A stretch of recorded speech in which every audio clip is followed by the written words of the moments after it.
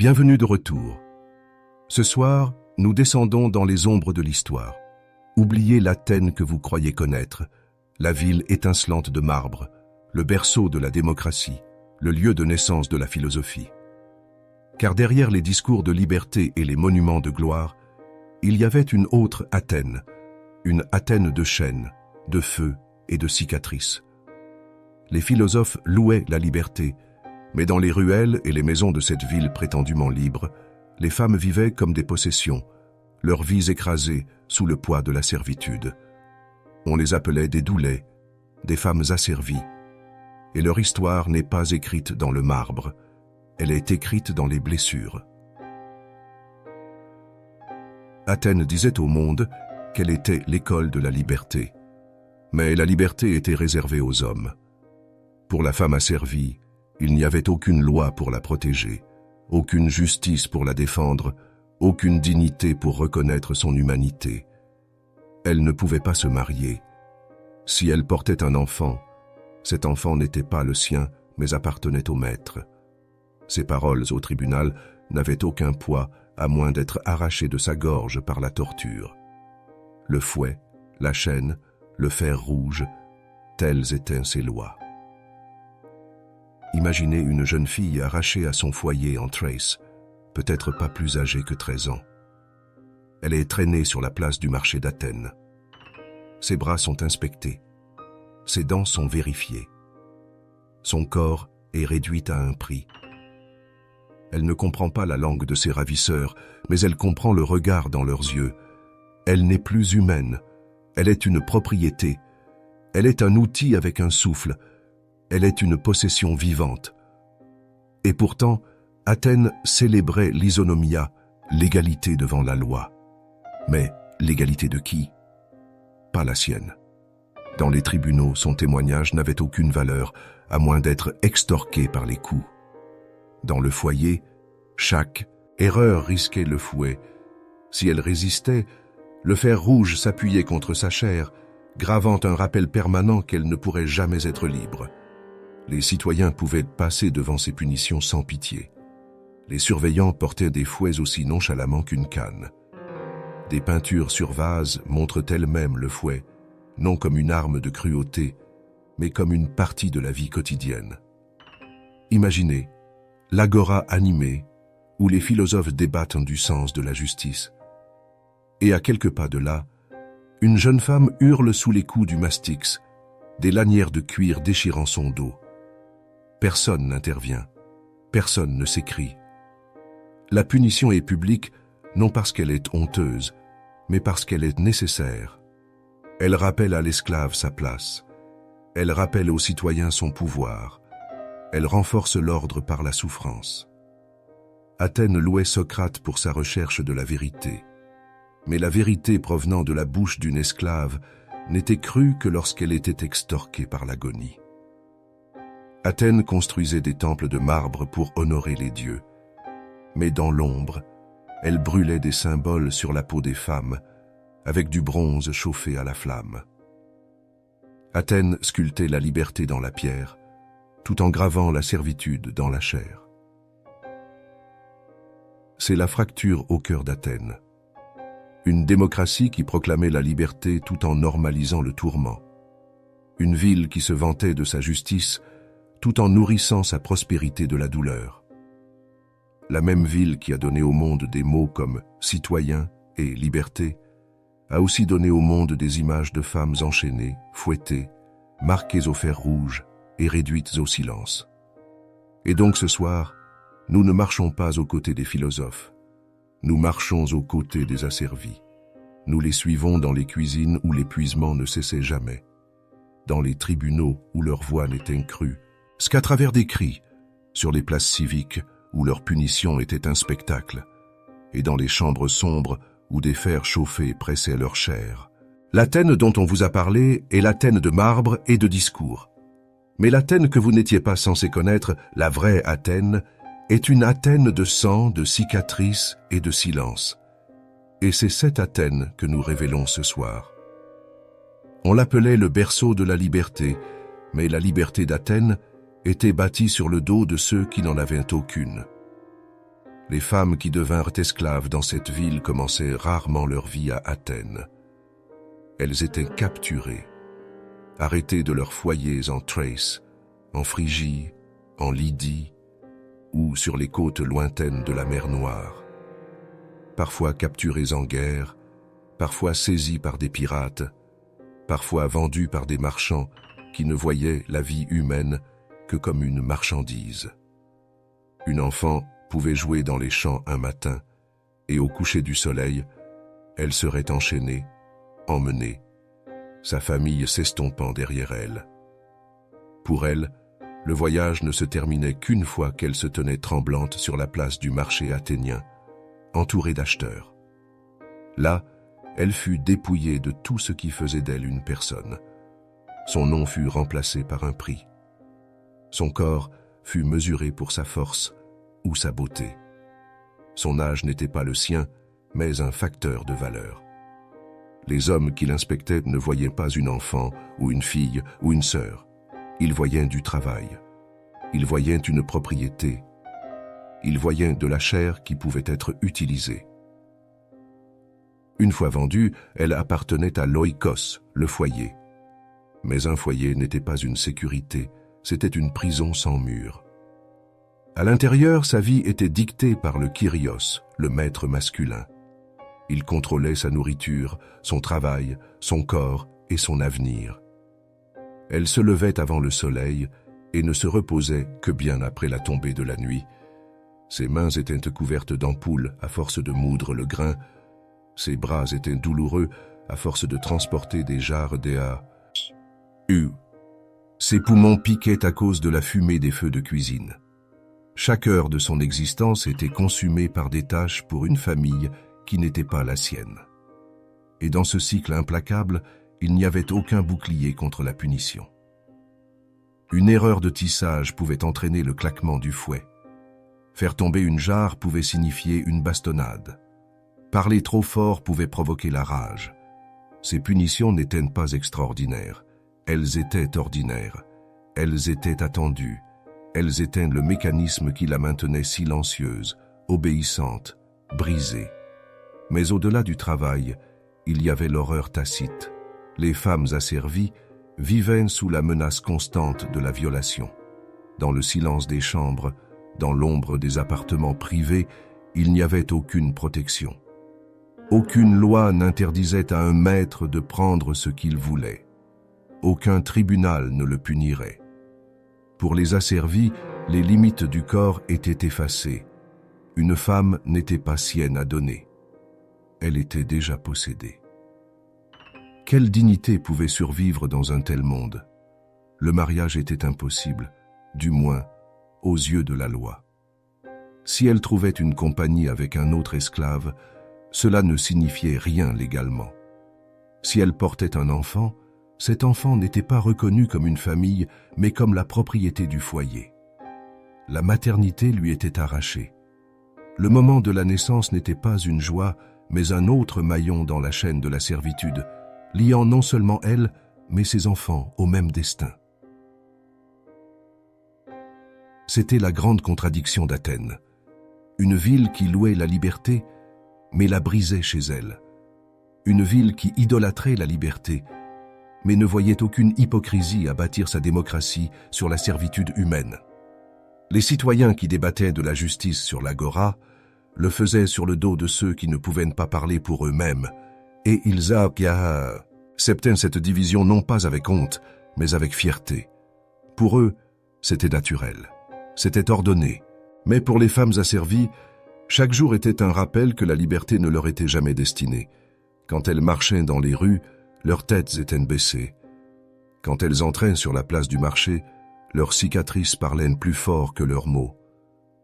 Quand elles entraient dans le foyer, leur silence était exigé plus que leur souffle. Elles vivaient dans un monde qui célébrait la liberté, mais bâtissait sa survie sur leur chaîne. Certaines de leurs voix résonnent faiblement à travers la tragédie. Dans les pièces d'Euripide, des femmes asservies crient de douleur, déplorant un travail sans fin et la cruauté du destin. Peut-être ces lamentations étaient-elles des échos de la réalité, se glissant à travers le drame dans l'art. Mais dans les rues d'Athènes, il n'y avait pas de cœur de pitié, seulement le silence. Un silence imposé par des lanières de cuir, des fers rouges et la volonté implacable de maîtres qui ne voyaient pas les femmes comme des personnes, mais comme des outils. C'était la vie à l'ombre de la liberté. Athènes sculptait ses idéaux dans le marbre, mais elle gravait son pouvoir dans la chair des femmes asservies.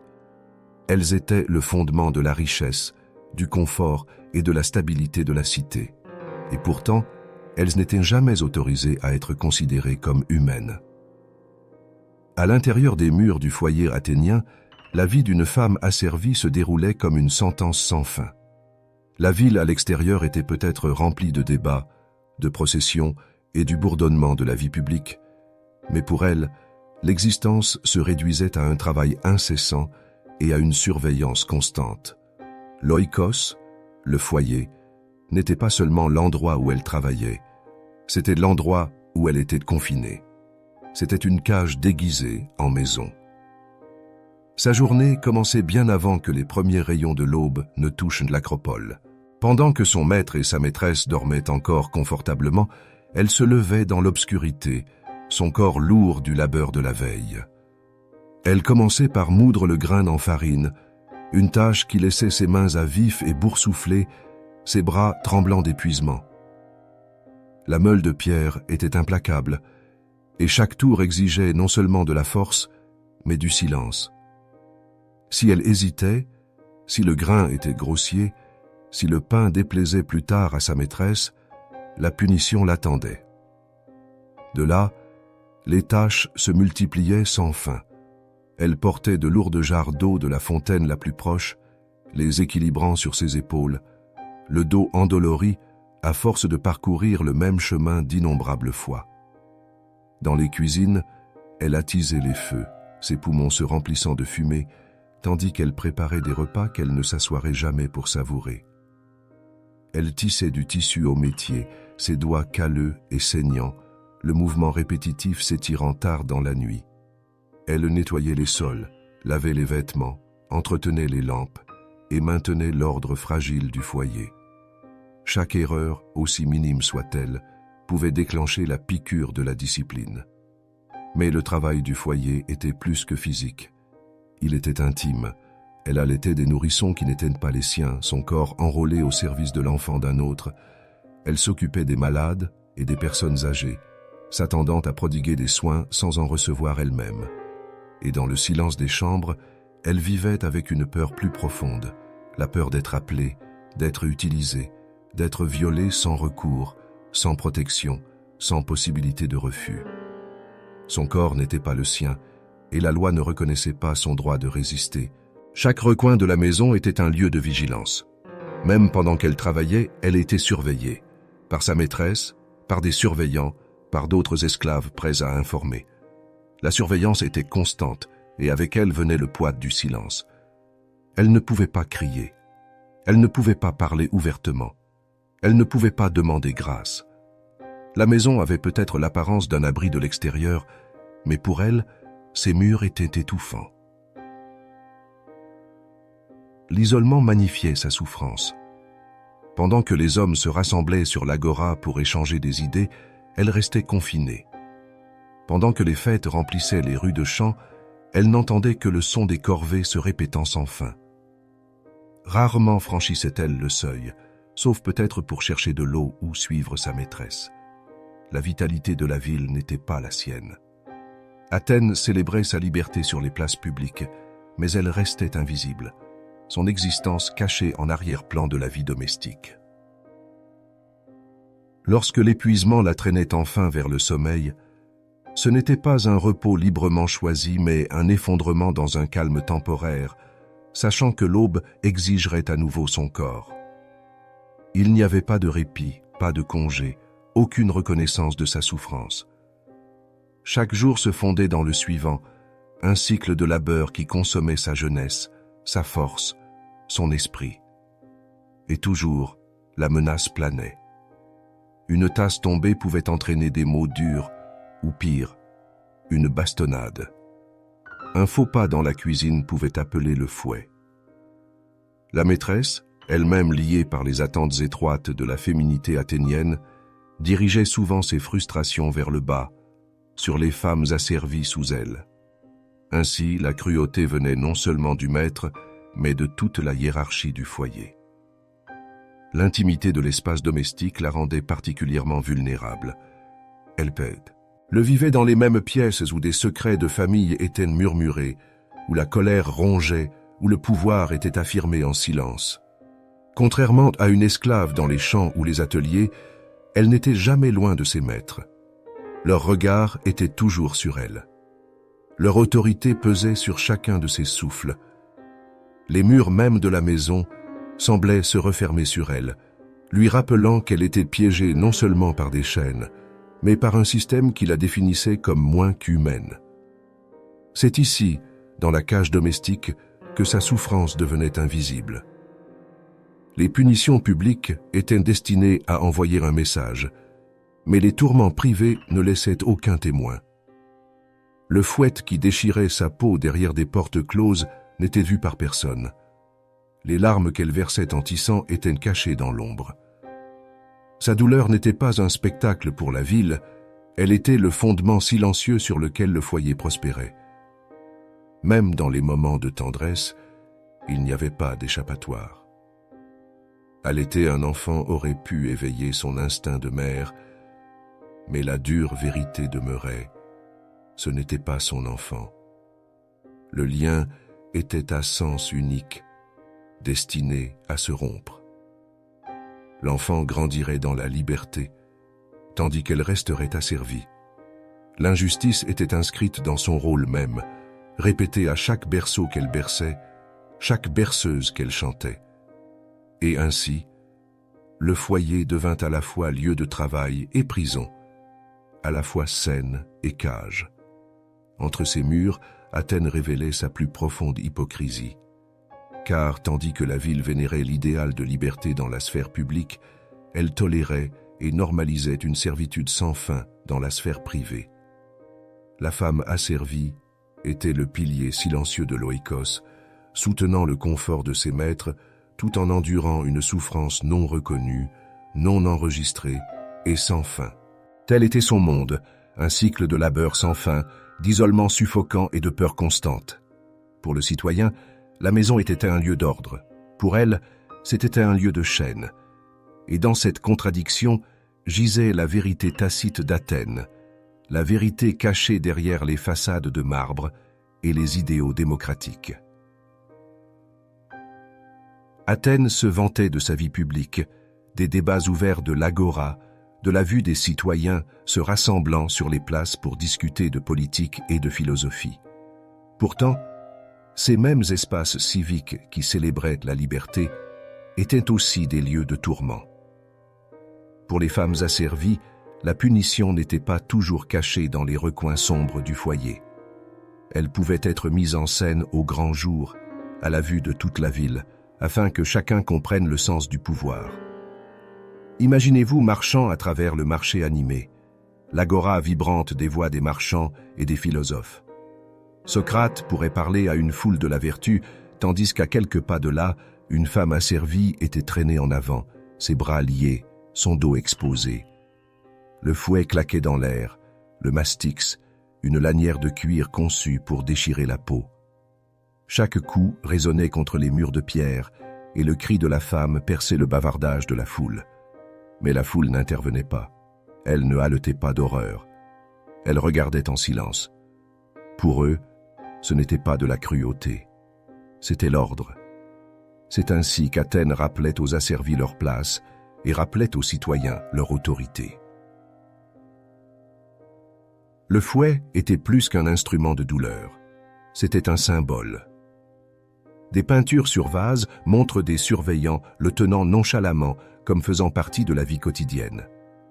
Il était aussi courant qu'une canne ou un outil, et il parlait silencieusement du contrôle que les citoyens exerçaient sur les corps asservis. Voir le fouet, c'était se souvenir que la discipline pouvait être invoquée à tout moment, en tout lieu. Parfois, ces punitions étaient directement liées à la loi elle-même. Dans les tribunaux athéniens, le témoignage d'un esclave n'était pas digne de confiance. Il ne pouvait être accepté que s'il était extorqué sous la torture. Imaginez un procès où le sort d'un citoyen était en jeu et une femme asservie était présentée comme témoin. Ces paroles seules ne signifiaient rien. Mais sous le fouet, sous l'agonie des coups répétés, ces cris étaient pris pour la vérité. La justice elle-même était liée à la souffrance.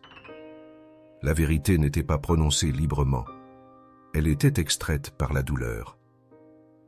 Le système juridique consacrait la cruauté comme procédure, intégrant la torture dans la structure même de la démocratie. Et lorsque les femmes asservies étaient punies en public, c'était rarement uniquement pour leurs propres actions. C'était du théâtre, une démonstration. L'agora, les rives de l'Éridanos, les espaces autour des ateliers, ceux-ci devenaient des scènes de discipline. Fouetter une femme en privé assurait son obéissance. La fouetter en public assurait que tous les esclaves se souviennent des conséquences de la défiance. Le spectacle n'était pas seulement pour sa correction, c'était pour le renforcement de tout l'ordre social. Considérez l'humiliation d'être battu devant des citoyens qui se croyaient champions de la liberté. Chaque coup de fouet lui rappelait que la liberté n'était pas la sienne. Chaque cri rappelait aux spectateurs que l'égalité avait des limites. La punition n'était pas seulement physique, elle était psychologique. Elle la marquait comme moins qu'humaine, non seulement à ses propres yeux, mais aux yeux de tous ceux qui la voyaient.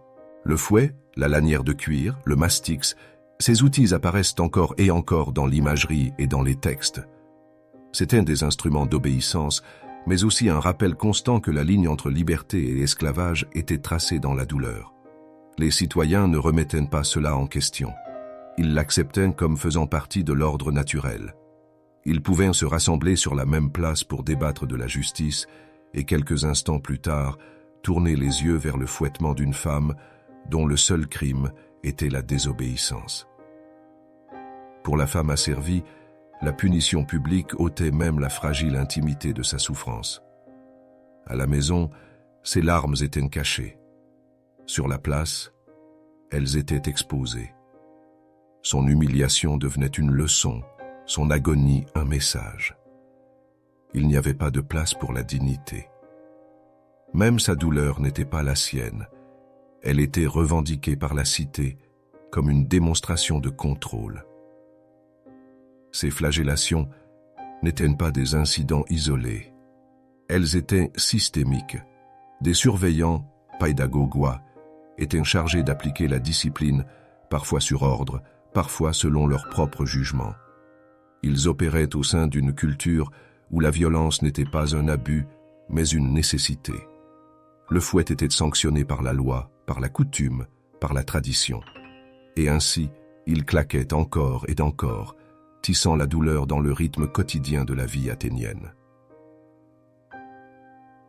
La contradiction ne pouvait être plus vive. Une ville qui se déclarait le berceau de la liberté normalisait les cris des femmes asservies sur ses places publiques. Une démocratie qui célébrait l'égalité assurait que l'inégalité était affichée ouvertement, visiblement et sans honte. Être battu en privé était de la cruauté. Être battu en public, c'était être effacé aux yeux de tous. Et pourtant, c'était Athènes. La ville qui nous a donné la philosophie, l'architecture, et les idéaux de liberté nous a aussi donné le spectacle de femmes asservies fouettées jusqu'à ce que leur voix se brise. L'agora, symbole de la raison et du débat, était aussi un lieu de tourment. Les rues qui portaient les processions des festivals portaient aussi les échos des coups de fouet. La même ville qui érigeait des statues aux dieux levait des fouets contre des femmes qu'elle refusait de considérer comme humaines. Tel était le vrai visage de la vie publique à Athènes. Ce n'était pas seulement un lieu de discussion, mais un lieu où la discipline était inscrite dans la chair. Ce n'était pas seulement un berceau de liberté, mais une scène de souffrance. Et pour les femmes asservies qui vivaient sous son ombre, le fouet n'était pas seulement une punition, C'était une identité. C'était le rappel, répété encore et encore, qu'elle était possédée. Si le fouet gravait une douleur temporaire, le fer rouge gravait la permanence. Les fouets laissaient des cicatrices qui s'estompaient avec le temps, mais le bronze laissait des marques qu'aucune année ne pouvait effacer. Pour de nombreuses femmes asservies à Athènes, la punition n'était pas seulement destinée à blesser, elle était destinée à définir. Elle était destinée à marquer leur chair même comme propriété, à graver la possession dans leur peau, afin que chaque regard, chaque rencontre, chaque miroir leur rappelle des chaînes qu'elles ne pourraient jamais se défaire. La pratique était cruelle, mais largement acceptée. Les femmes contraintes à des rôles réglementés par l'État, travaillant dans les bains publics, dans les quartiers publics ou dans les ateliers textiles contrôlés par la ville, étaient particulièrement vulnérables. Pour assurer l'obéissance, pour prévenir l'évasion, pour les marquer comme différentes, elles étaient marquées au fer rouge avec des outils en bronze chauffé, une tige, un timbre en fer. Un morceau de métal chauffé à la flamme jusqu'à ce qu'il devienne rouge incandescent, puis pressé contre la chair vivante. Imaginez le moment. Le surveillant tient l'outil au-dessus du feu, attendant qu'il devienne incandescent. La femme se débat, maintenue par d'autres, ses yeux écarquillés par la terreur. Elle sait ce qui arrive, et elle sait que cela ne passera pas vite. Le métal s'abaisse, et quand il touche sa peau, un cri s'échappe de sa gorge. L'odeur de chair brûlée emplit l'air. Son corps se tord, mais il n'y a pas d'échappatoire. La marque est profondément imprimée, laissant une cicatrice permanente. Souvent, le front était choisi, l'endroit où il ne pouvait jamais être caché, où aucun vêtement ne pouvait le couvrir. Une marque pour s'assurer qu'elle ne passerait jamais pour libre, ne se réintégrerait jamais dans la société, ne se déferait jamais de ses chaînes. Chaque rencontre serait empreinte de honte. Chaque œil qui croisait le sien ne verrait pas une personne, mais une propriété. La marque n'était pas seulement physique, elle était sociale, psychologique, éternelle. Le marquage pouvait indiquer la propriété, la profession ou simplement son statut d'asservie. Une fugitive, une fois rattrapée, pouvait être marquée à nouveau, la cicatrice annonçant sa défiance à tous. Les fonctionnaires appelés poletaï, régulateurs du marché aux esclaves, étaient connus pour inspecter les corps à la recherche de telles marques lors des ventes. Le corps marqué était plus que possédé, il était certifié, estampillé comme du bétail, réduit non seulement à une propriété, mais à une propriété étiquetée. Pour Athènes, cela n'était pas perçu comme de la cruauté, mais comme une nécessité. Le marquage était justifié comme administration, comme régulation, comme sécurité. Pourtant, chaque marque hurlait la déshumanisation. La ville qui sculptait des dieux dans le marbre brûlait aussi des hiérarchies dans le vivant. La marque était à la fois punition et prévention, une cicatrice qui la suivait à chaque état. Peu de saviez. Aucune voix de ces femmes ne survit pour décrire l'agonie. L'histoire les a réduites au silence, a effacé leurs mots, ignoré leurs douleurs. Mais le silence lui-même est éloquent. Il nous dit que leur souffrance était si normalisée, si acceptée, qu'elle ne méritait pas d'être mentionnée. Une société qui débattait de la vertu et de la justice dans ses pièces et ses discours ne trouvait aucune contradiction à enfoncer le feu dans la chair de femmes qui n'avaient aucune défense. Le processus était rituel. Feu, chair, cri, cicatrice. Et l'après était plus que de la douleur. C'était une identité. Elle devenait la marquée, connue par sa marque. Son corps n'était pas le sien à cacher. Sa honte était permanente, une exhibition publique de servitude. Même si elle s'échappait, même si elle se libérait d'une manière ou d'une autre de son maître, la cicatrice la trahirait. Elle criait plus fort que sa voix ne pourrait jamais le faire. Imaginez-la marchant dans les rues après le marquage au fer. La tête baissée, mais la cicatrice était visible à tous. Les enfants pouvaient montrer du doigt, les citoyens pouvaient ricaner. D'autres esclaves pouvaient détourner le regard, voyant leur propre destin possible reflété dans sa blessure. Chaque jour, elle portait la flamme qui avait jadis touché sa peau. Chaque jour, elle se souvenait qu'Athènes, dans toute sa gloire, avait brûlé son humanité. Le marquage ne tuait pas le corps, mais il tuait la liberté. Il tuait l'identité. C'était la manière de la cité de dire « Tu n'appartiendras jamais, tu n'échapperas jamais, tu n'es pas une femme, tu es une propriété. » Et cette vérité vivra non seulement dans tes chaînes, mais dans ta chair. Dans cette pratique gisait la contradiction la plus crue d'Athènes. Voici une ville qui honorait la beauté, sculptant des statues délicates de dieux et de héros, pourtant marquant les femmes avec du bronze chaud. Voici une ville qui célébrait la liberté, pourtant gravant l'absence de liberté dans la peau humaine. Voici une ville qui bâtissait des idéaux pour inspirer l'éternité, pourtant sculptait la douleur pour durer tout aussi longtemps. Chaque cicatrice était un témoignage, non pas en mots, mais en chair brûlée. Un témoignage qu'Athènes, le soi-disant berceau de la démocratie, était aussi le berceau de la déshumanisation systématique. Et bien que l'histoire n'ait pas conservé leur voix, les cicatrices elles-mêmes, décrites dans des fragments de pièces, dans des lignes de loi, dans des références murmurées, parlent encore. Elles nous parlent de feu, d'agonie, de permanence. Elles nous disent qu'Athènes exigeait non seulement l'obéissance, mais une soumission inscrite dans le corps lui-même. C'était le marquage. C'était le feu d'Athènes, pas le feu de la liberté, mais le feu de la propriété, pas le flambeau de la liberté, mais le fer de la servitude. Et pour chaque femme qui portait la marque, la vérité était indéniable. La gloire de la ville était bâtie sur ses cicatrices. À Athènes, justice était un mot fier. Les citoyens se vantaient de leurs lois, de leurs tribunaux, de leurs débats sur l'équité. Ils parlaient d'isonomia, l'égalité devant la loi, comme si c'était le joyau de leur société. Mais pour les femmes asservies, la loi n'était pas un bouclier. C'était une autre arme. Elle ne les protégeait pas, elle les brisait. Dans les tribunaux d'Athènes, le témoignage d'un citoyen avait du poids. Ses paroles pouvaient décider de la vie ou de la mort, de la liberté ou de la punition. Mais les mots d'une femme asservie étaient considérés comme sans valeur à moins d'être, et arrachés d'elle dans l'agonie. C'était le système cruel du Basanos, l'interrogatoire par la torture. Pour les Athéniens, ce n'était pas de la cruauté, c'était une procédure. La seule façon d'assurer la vérité était de la faire crier pour l'obtenir. Imaginez la scène. Un procès est en cours. Un citoyen est accusé de vol, d'adultère ou d'une infraction qui pourrait lui coûter honneur ou richesse. Une femme asservie est appelée comme témoin.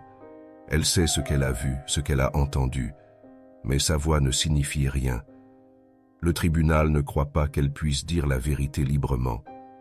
Pour eux, son silence est mensonge, ses paroles sont mensonges, son existence même est mensonge.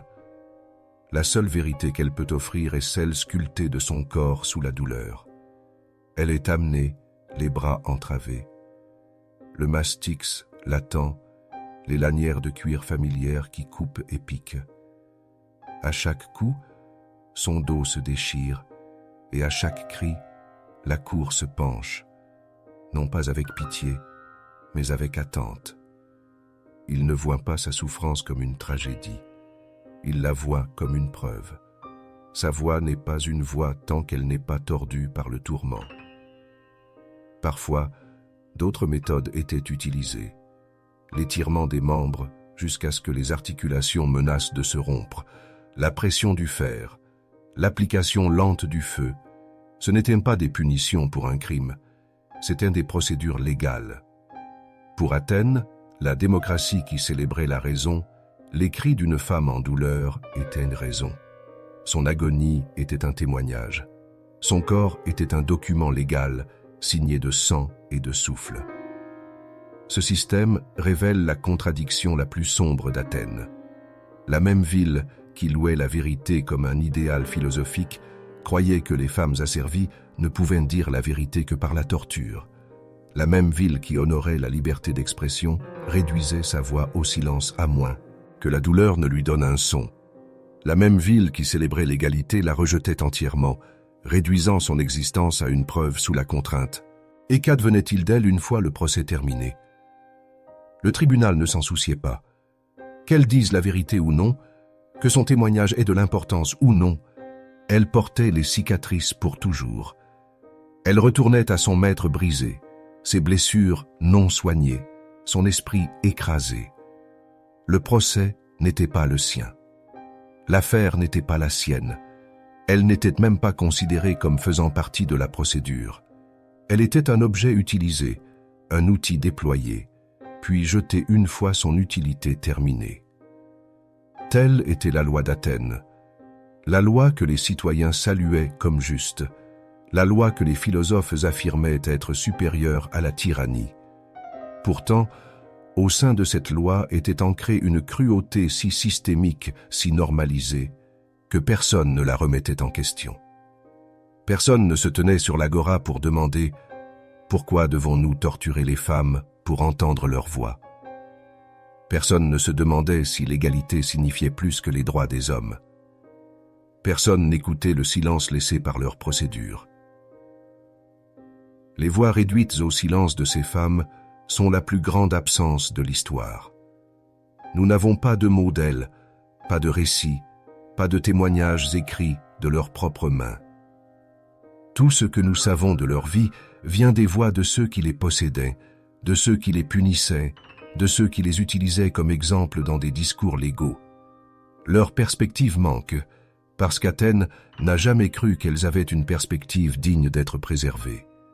Et pourtant, si vous écoutez attentivement, la vérité s'infiltre à travers les fissures. Dans les tragédies d'Euripide, des femmes asservies déplorent leur destin, leur labeur sans fin, leur souffrance aux mains de leurs maîtres. Ces voix, bien qu'écrites par des hommes, pourraient être des échos de la réalité, des ombres de cris qui remplissaient jadis les cuisines, les tribunaux et les places. Leur silence dans l'histoire n'est pas la preuve qu'elles n'avaient rien à dire. C'est la preuve que personne ne voulait les entendre. C'est peut-être l'hypocrisie la plus aiguë d'Athènes, une démocratie qui exaltait la liberté d'expression, mais mutilait les voix des femmes dans ses tribunaux. Une ville qui se déclarait championne de la raison, mais bâtissait sa justice sur les cris des asservis. Une société qui louait la liberté, mais normalisait la servitude si profondément que même ses lois devenaient des instruments de tourment. Pour les femmes asservies, Athènes n'était pas l'école de la liberté, c'était le théâtre de la douleur.